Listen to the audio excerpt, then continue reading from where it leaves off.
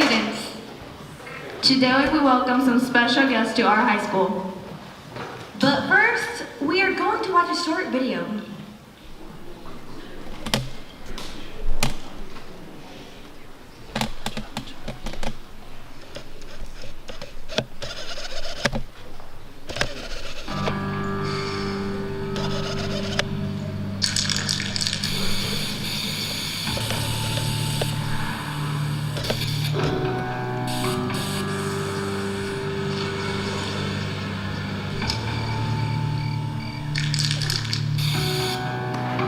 Turning a 20-foot wall into a canvas takes vision. So will getting into college. I've got what it takes. So do you. Okay, please welcome to the stage the Gear Up Coordinator, Ms. Hansen.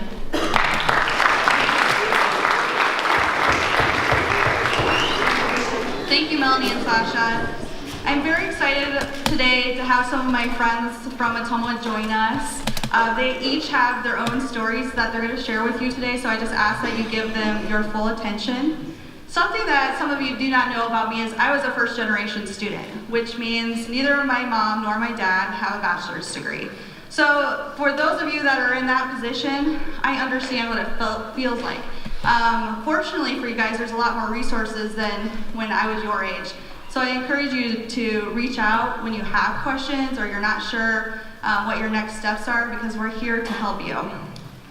I came from generations of farmers. So my parents were farmers, my aunts and uncles were farmers, my grandparents were farmers. Everybody I knew was a farmer. So outside of that, I really had no idea what college even looked like, what career options were out there for me. All I knew was farming and that it wasn't for me. So I had some teachers that kind of inspired me to look at colleges. My parents did what they could to support me in that process. And I knew that I had a vision. I wanted to travel. So to travel, I needed to do some things to support that lifestyle. Going to college was going to get me there. I enrolled in a community college and got my 2-year degree, and then transferred and got my 4-year degree. While I was at my graduation for my bachelor's degree, I was sitting there, again, a first-generation student, have not experienced these sorts of things before, and I'm looking around and I see these people with hoods. And I was like, what are those? I literally had no idea what they were. It kind of reminded me of Harry Potter, but I really wasn't sure what was going on. Later I found out that if you pursue graduate school, get your master's degree or a doctorate, that's when you get a hood. So about a decade later, working full-time as a single mom, I got my hood. And I was very proud of that because I was the first person in my family to pursue college, and I was the first person to get a graduate degree. And what happened there is my vision grew even more, because as I was standing in line waiting to go onto stage, I noticed that there were people there with hoods and funny hats. And I was like, why do they have funny hats? They were getting their PhDs. So now my vision is to eventually go on and get a doctorate one day. I encourage all of you guys to dream. No matter what your circumstances are, what your status is, the opportunities are out there. So I'm going to turn it over to my friends. They're going to share their stories and experiences with you now. We have Jamarco Clark, who is the Director of Student Life at Indian Hills Community College. So please welcome Jamarco.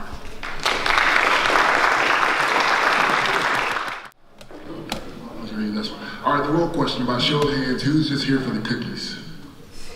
Oh, that's not good. That was a trick question. So, as Mark said, I'm Jamarco Clark, Director of Student Life at Indian Hills Community College, and I got 3 minutes, and I'll share a little bit with you about my journey and how I got to Ottumwa, Iowa. So, starting off, I'm originally from Pensacola, Florida, so I grew up. I'm the oldest of four children.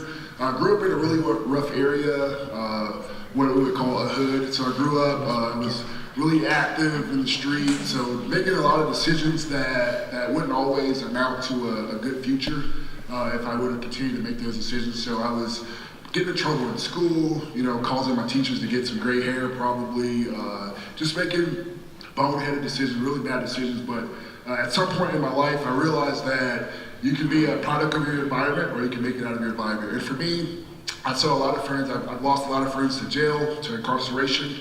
I've had a lot of friends be killed, and I realized that that was something that I didn't want. I didn't want that. I didn't want my family to have to go through that hurt that I've seen my friends' family go through. So that's where my light bulb switched, flipped off in my head. So that brought me to Iowa. So I played football at Iowa Wesleyan College, now University in Mount Pleasant, Iowa. While at Iowa Wesleyan, initially going in, I thought I wanted to be a teacher. I was going to be a pre-K teacher. And then I did my work study in the daycare, and that quickly changed for me. So after that, I thought it was really important that I did everything I could to be very active on campus. So I did anything you can think of as a college student, I did it. So my degree was in educational foundations, but I was a student body president 1 year. I was a captain of the football team, started for 3 years. I was an admissions ambassador, service ambassador.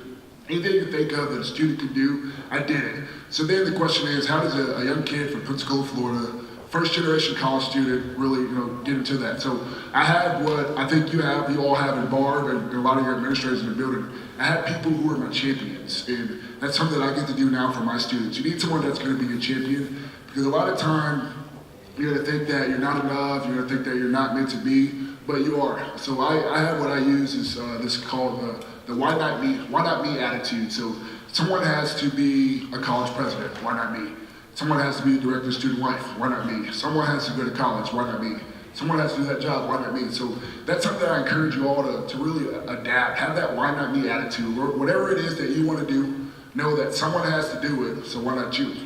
So after Iowa Wesleyan, I worked at Truman State University in Kirksville, Missouri. I worked at Coe College in Cedar Rapids, Iowa. And then I worked at Mount Mercy University, where I obtained my master's degree. So I got my hood, much like Barb. I have a master's degree in strategic leadership. While at Mount Mercy, I worked in service learning as well as residence life. So with that work, I was able to really reflect back on all the help that I've gotten over my years growing up. And I was in a role that I was able to use my students, work with my students to be able to give back to community. So we traveled to Guatemala, we traveled to Belize, all around the world, just doing our part and giving back to communities and showing students, even the little kids in those communities, that you can make it out, you can go to college. College isn't just going to class and doing homework. There's a lot of extracurricular and co-curricular things that make college great.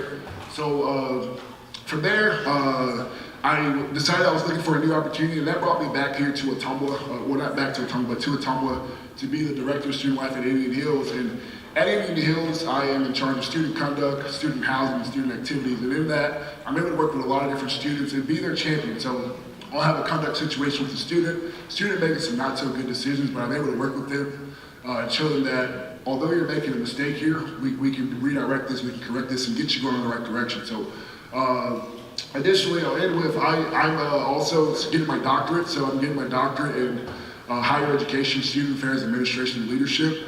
I'm going to be starting that in about 3 weeks. So I got a syllabus the other day, and then I looked at the syllabus and I was like, I don't know if I want to do this or not. And that's what we call imposter syndrome. So I got accepted into grad school. It was a very competitive process to get into the doctoral school. But here I am thinking, you can't do this. And that imposter syndrome it's something that you can have at any stage of your life. And when I begin to think about the imposter syndrome, it goes back to that why not me? Someone has to get a doctorate degree from the University of Wisconsin La Crosse to keep getting after their goals, and it's why not me. So I encourage you to think about that, why not me? Whenever things are getting rough, as you get down to the rest of the end of your school year, think why not me, and accomplish your goals. So thank you.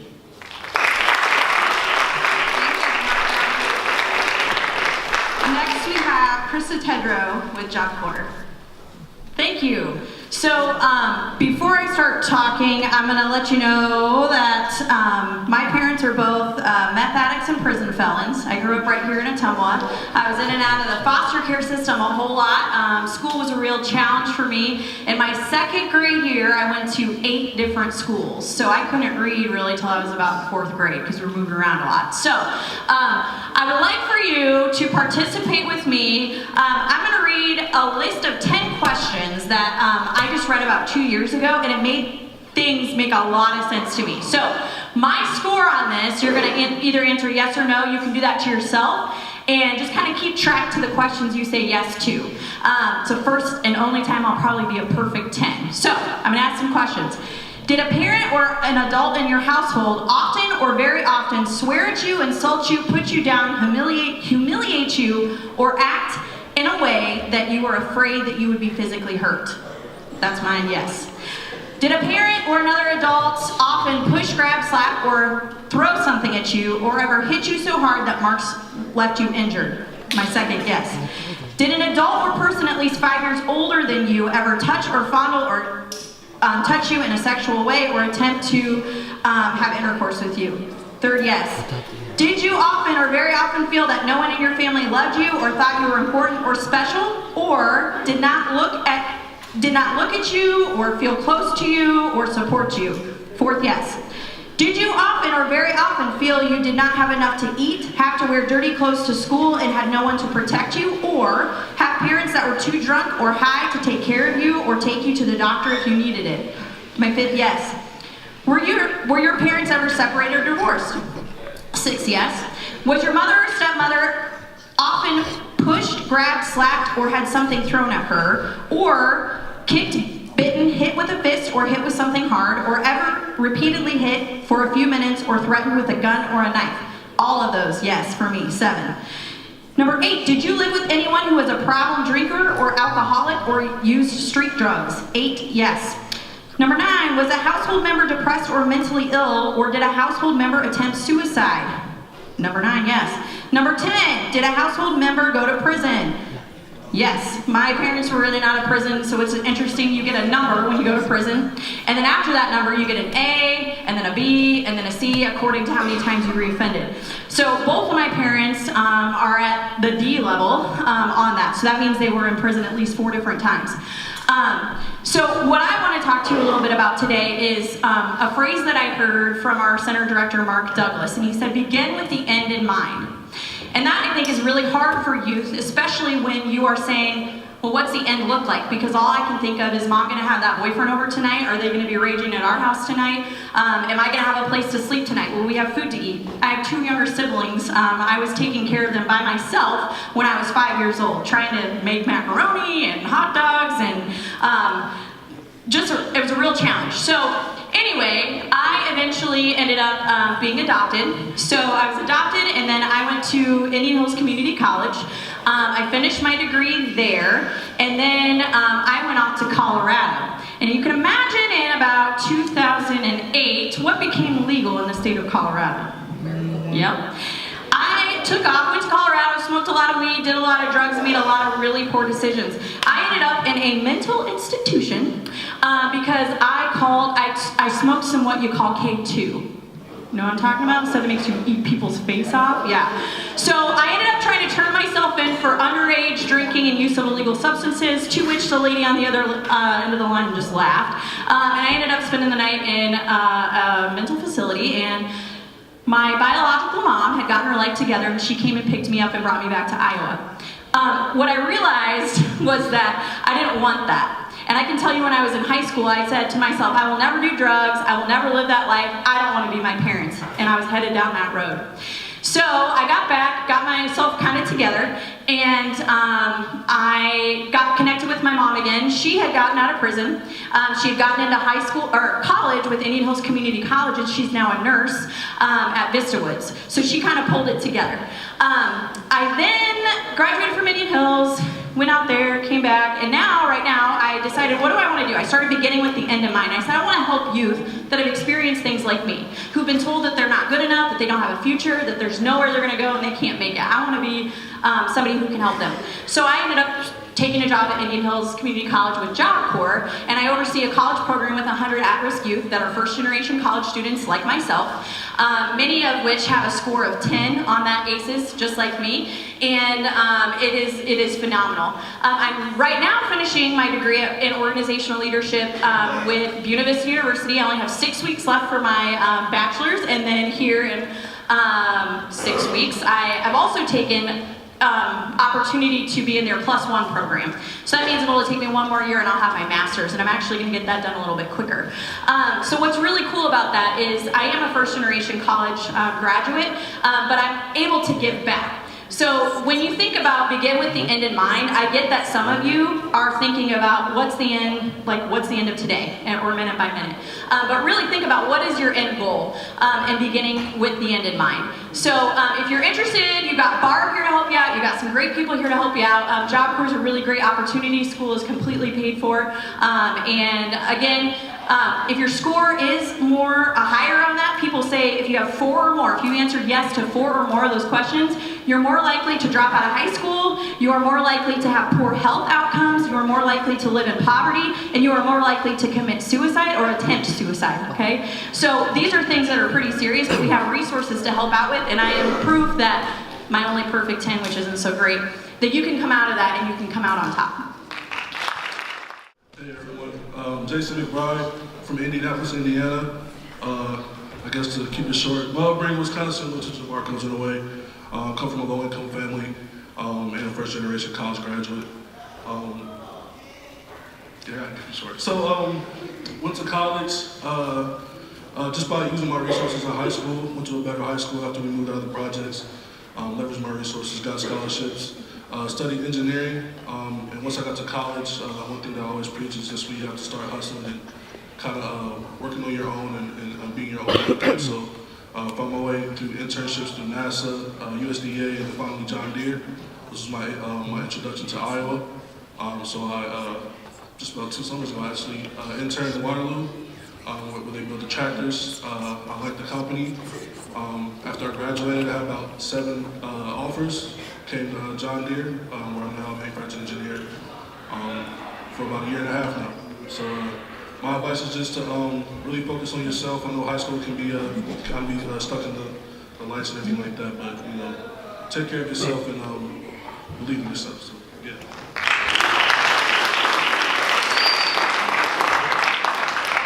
Hi, my name is Kayla Eckerman, and I do work and live here in Ottumwa. I'll spend less time talking about my childhood, but basically it was very similar to Krista's, but the majority was spent in the child welfare system. By the time I aged out of foster care, I had went to over 10 different high schools, lived probably way over 15 different places, and then I definitely did not want to go to college after I graduated high school. I literally had to walk the stage at graduation and then went home, packed my bags, and then I just couch surfed. So I ended up going to college only because I needed a place to live. So that was initially the reason I did, and then I still didn't know what I wanted to do, but I got my associates, almost had a bachelor's in elementary ed, and then decided that I actually didn't want to be a teacher, so I went back to Hills, got my degree in occupational therapy assistant, and so that's what I do now during the day, in addition to the stuff that I do at the Y with the youth. But for me, college, as I just said, it was not because I wanted a degree, because I do fully believe that college is more than a degree, and that's why I believe college is for everyone, and that I also want to say that I automatically detest when people assume that college is a 4-year degree, because it's not. Community college is college, theater school is college, and that's going to look different from every person, and so that's kind of my thing, like college is more than a degree, and there really is something for everyone at college.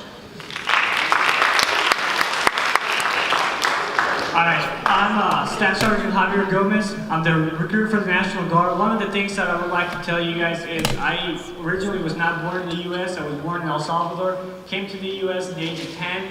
My parents moved to Iowa, out of all places that we could have gone to.